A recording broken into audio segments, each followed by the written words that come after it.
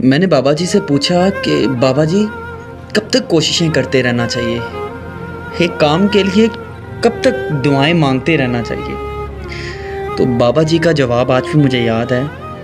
वो फरमाते हैं कि तुम्हारी कोशिशें नाकाम हो सकती हैं लेकिन अल्लाह की ताकतें नहीं। मुकद्दर दुआओं का पाबंद है, दुआएं मुकद्दर की पाबंद नहीं।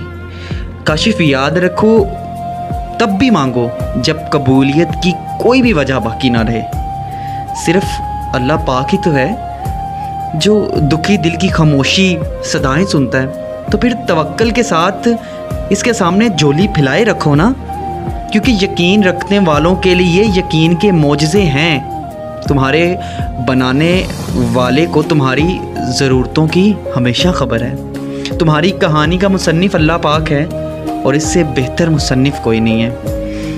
और ईमान वाले जो होते हैं ना, वो सबसे ज़्यादा आजमाए जाते हैं। सबसे ज़्यादा आजमाइश ईमान वालों पे आती है, और जब वो उस आजमाइश पे पूरा उतरते हैं ना, तो वो दुआएं भी कबूल होती हैं जो उन्हें याद तक ना हो।